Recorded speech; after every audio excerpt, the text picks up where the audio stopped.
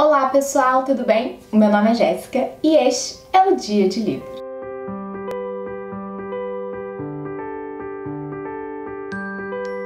A pergunta que eu tenho para fazer para vocês hoje é: se você tivesse a oportunidade de viver para sempre, você aceitaria?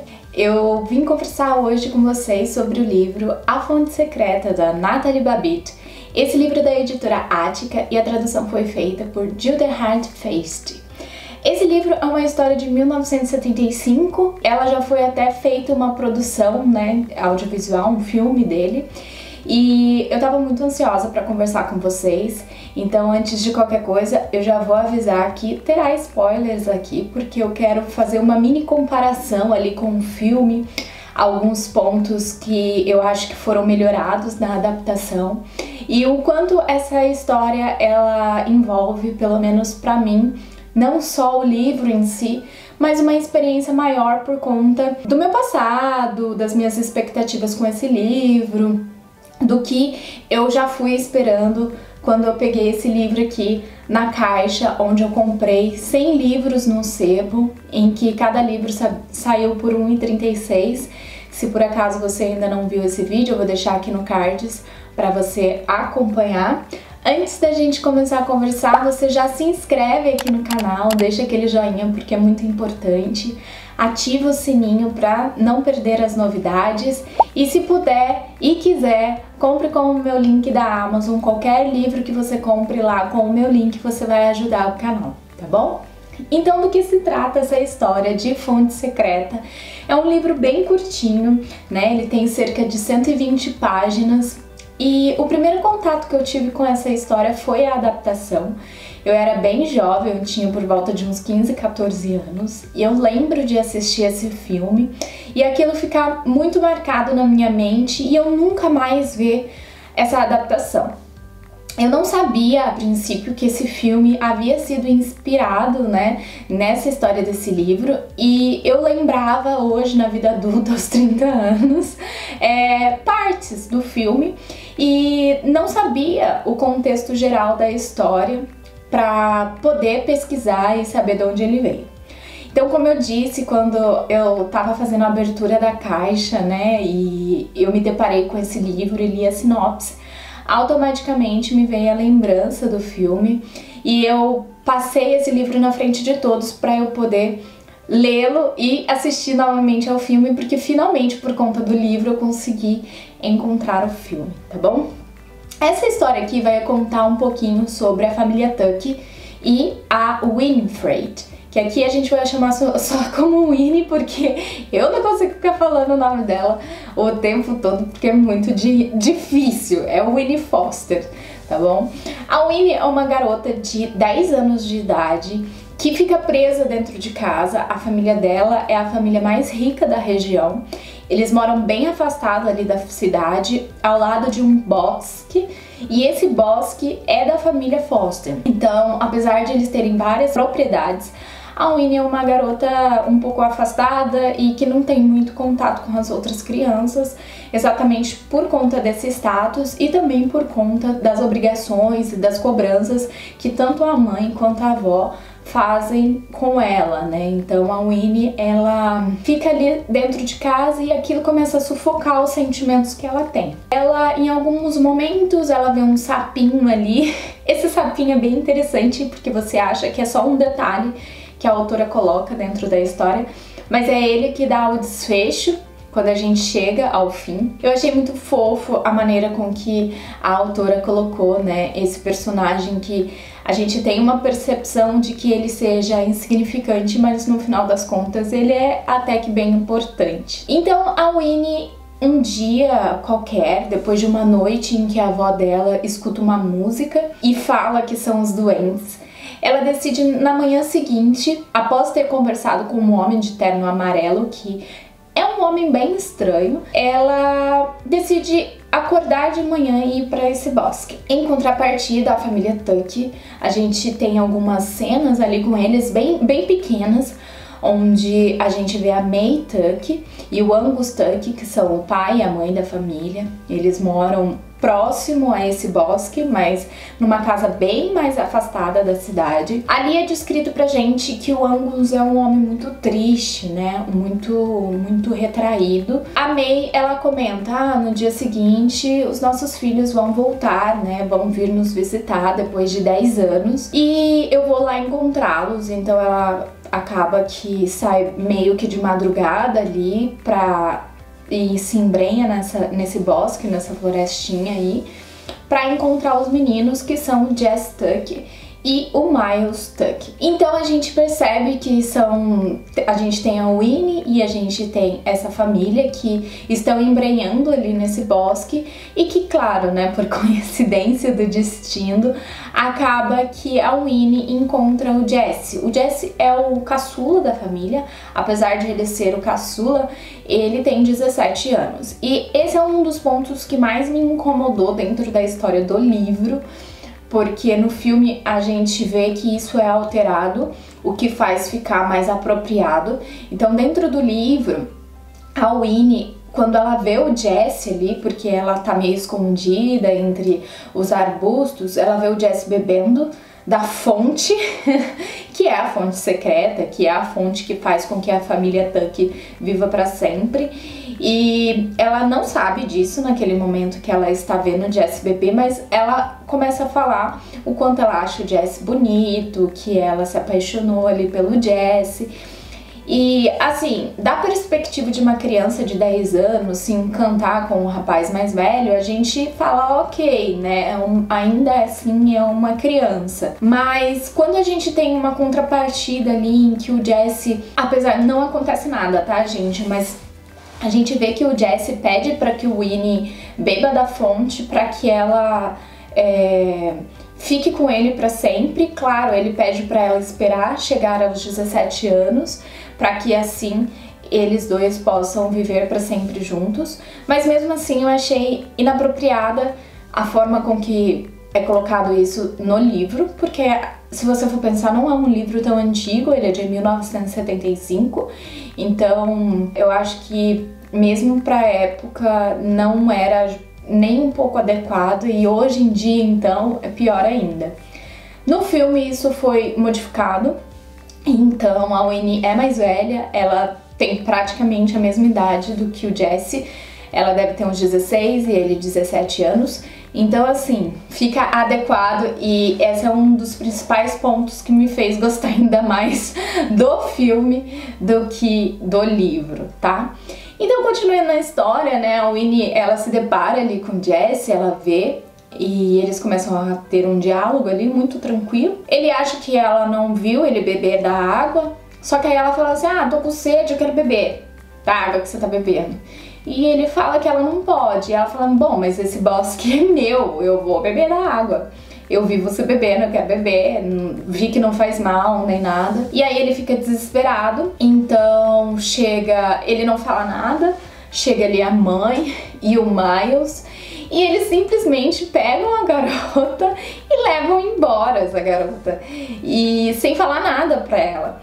E é muito doido porque você fica pensando, meu Deus, o que tá acontecendo aqui? Porque a menina não tinha a menor noção do que estava acontecendo. E ele podia ter inventado qualquer tipo de mentira pra Winnie, do porquê não beber daquela água.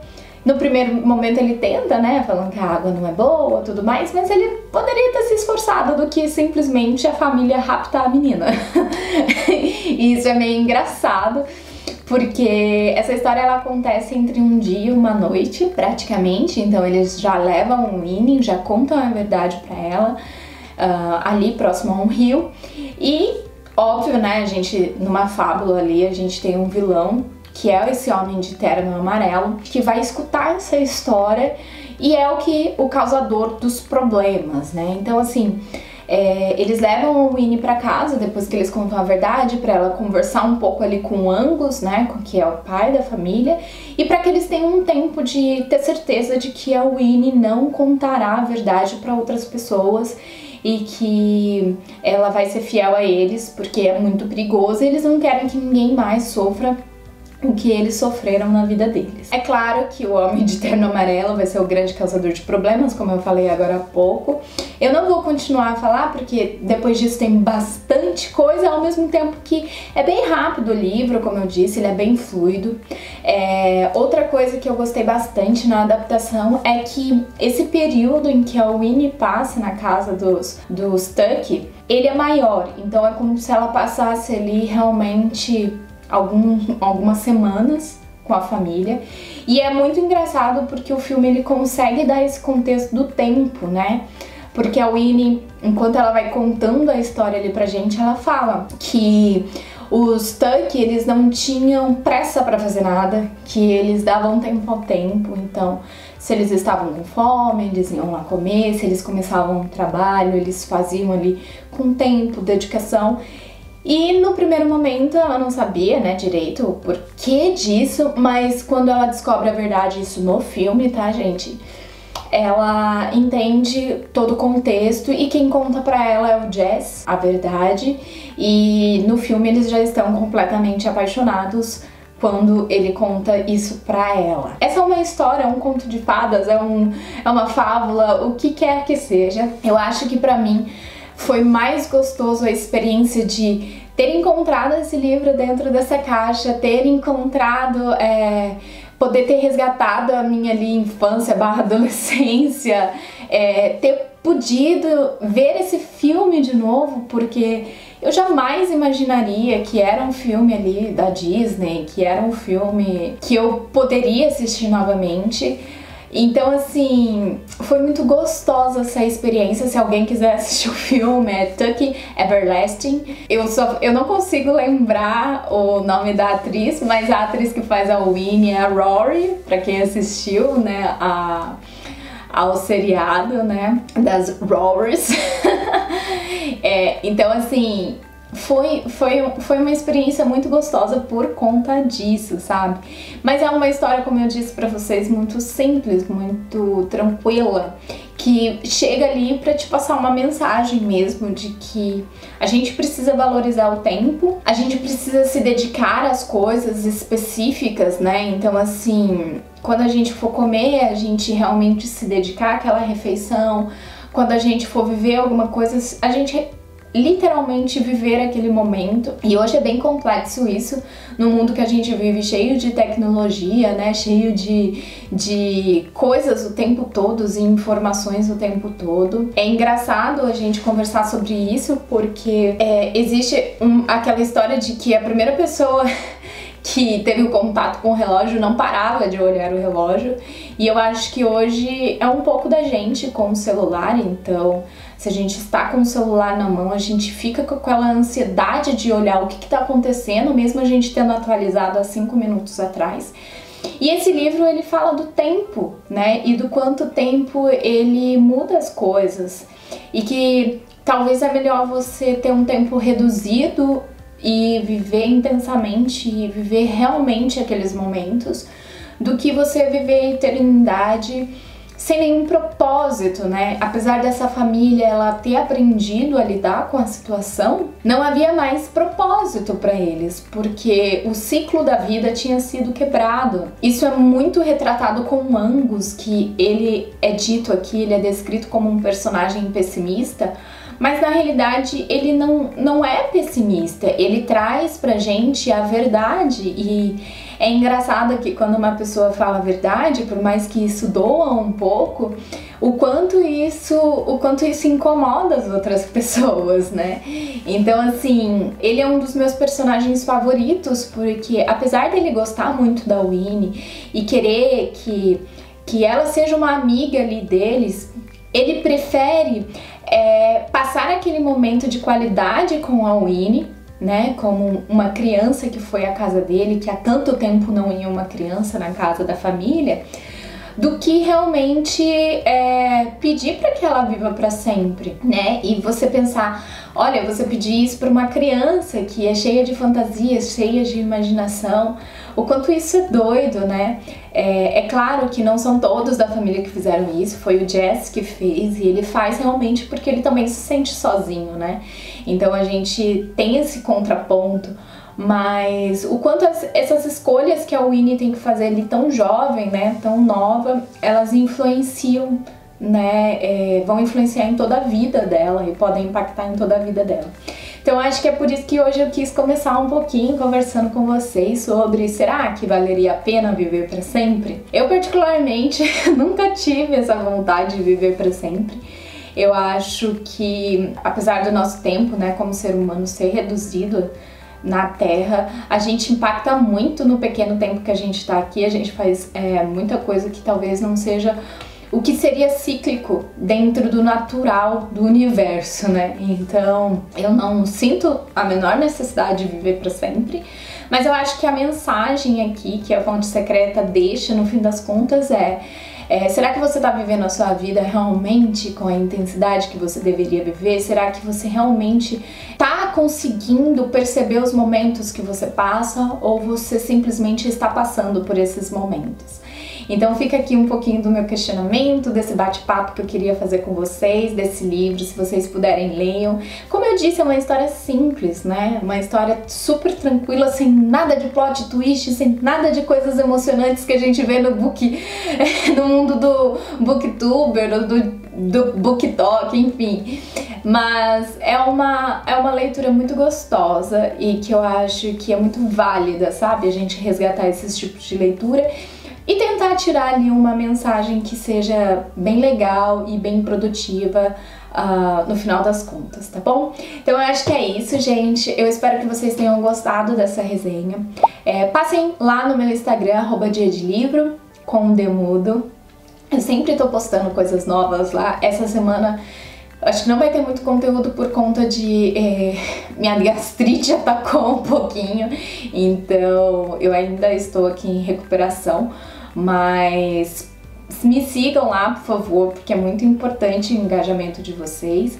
Se puderem também compartilhem esse vídeo com seus amigos, com seus colegas, com quem você sabe que gosta de literatura, porque isso também é muito importante pra gente, tá bom? Eu espero que vocês tenham gostado. Um grande beijo. Tchau!